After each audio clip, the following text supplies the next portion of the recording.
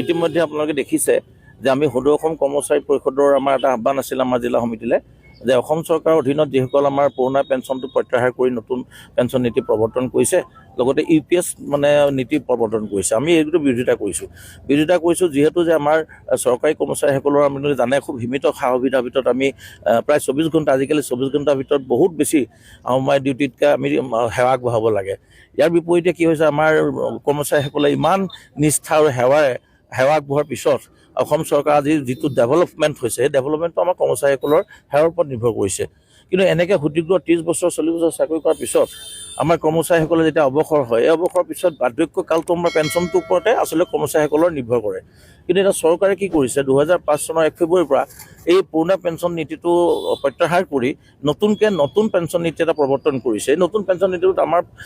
কৰ্মচাৰীসকল ভৱিষ্যতে পেঞ্চনৰ পৰা বঞ্চিত হ'ব গতিকে আমাৰ বাৰ্ধক্যকালৰ কৰ্মচাৰীসকলে যিহেতু আপোনালোকে জানে ভালকৈ যে আমাৰ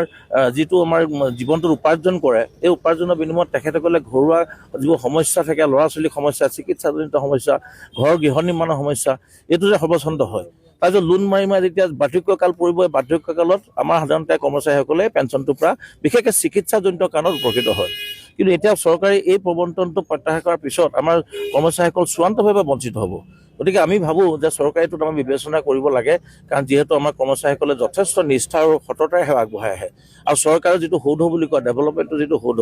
এই সৌধটো আমাৰ নিৰ্ভৰ কৰে আমাৰ কৰ্মচাৰীসকলৰ পবিত্ৰভাৱে সেৱাৰ ওপৰত নিৰ্ভৰ কৰে ইমান ভালকৈ কৰ্মচাৰীসকলে সেৱা কৰাৰ বিপৰীতে যদি ভৱিষ্যতে যদি তেখেতসকলৰ বাৰ্ধক্যকালটো সুৰক্ষিত নহয় গতিকে এইটো আমাৰ পৰিতাপৰ বিষয় গতিকে আমি চৰকাৰক আমি অনুৰোধ জনাইছোঁ মাননীয় মুখ্যমন্ত্ৰী মহোদয়ক আমি অনুৰোধ জনাইছোঁ বিবেচনা কৰি যাতে এই নতুন পেঞ্চন নীতিটো প্ৰত্যাহাৰ কৰি পুৰণা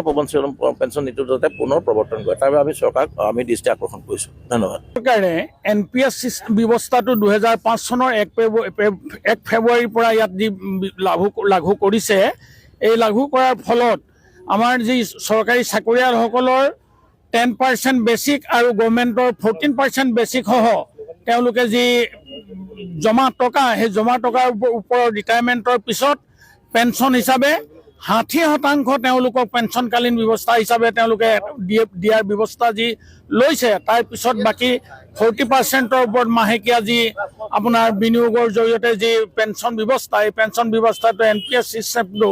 আমাৰ সদৌ অসম কৰ্মচাৰী পৰিষদে তাৰ বিৰোধিতা কৰিছে আৰু পূৰ্বৰ যাতে আমাৰ OPS চিষ্টেম পুনৰ আমাৰ প্ৰৱৰ্তন কৰে তাৰ প্ৰতি আমাৰ সদৌ অসম কৰ্মচাৰী পৰিষদৰ অন্তৰ্গত সকলো জিলা কৰ্মচাৰী পৰিষদে আজি এই দুঘণ্টীয়া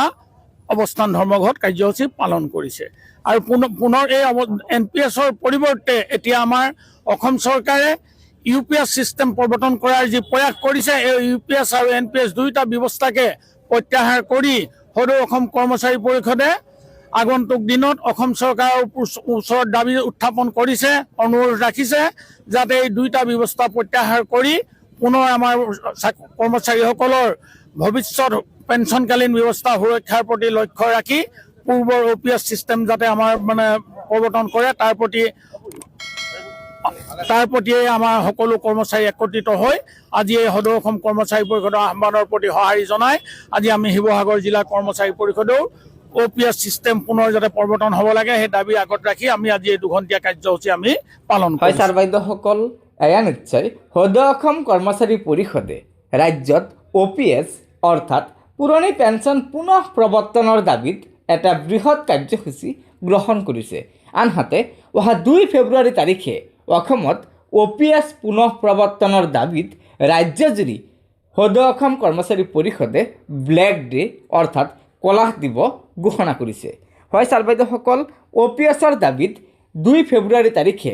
ৰাজ্যজুৰি NPSৰ অধীনস্থ চৰকাৰী কৰ্মচাৰীসকলে ব্লেক ডে কাৰ্যসূচী পালন কৰিব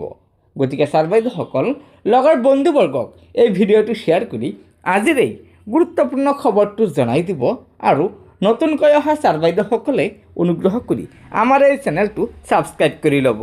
ধন্যবাদ জয় আই অসম।